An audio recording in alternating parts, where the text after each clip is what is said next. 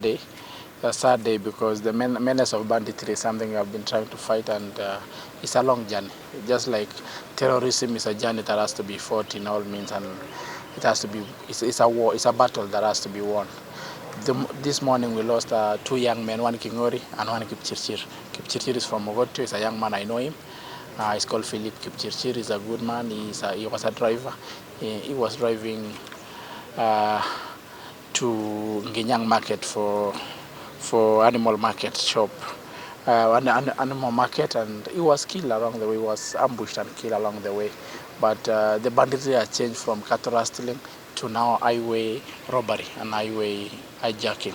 And we want to commend the government for flashing out the bandits, but still work has to be done in terms of they are trying to change tact with some retaliation and highway robbery and ambush, that I think they are behaving now like Al-Shabaab. They are behaving like terrorists, that they no longer go to the bush, they wait for the people along the road. So we want to ask the government to intensify patrol, to intensify security, and to make sure that they really flush them out of our roads to make the road safe. The young man who was killed is a young man I know. He's a good man. He's a man of integrity. He's a good man.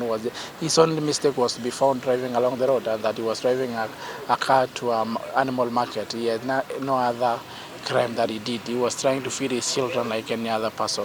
So we want to ask the government to now concentrate on the highways because they have changed tact. I think they have been defeated in the battlefield, and they are trying to go for ambush and highway robbery. They are now changing to robbers because of the number of guns in the hands of civilians. So the number of the guns in the hands of the civilians has to be dealt with because there are too many guns in the hands of civilians, and it will mutate. The crime pattern will mutate, and is now mutating to be something like a highway robbery or sort of robbery. So we want to ask the government to intensify. We want to ask our people to work with government, show them where the bandit is. And crime is crime. Crime doesn't mean it comes from a community. It's a crime, and criminals are criminals. You don't have to look at them from the community they come from. Some of them come from different community. Some of them come from the same community.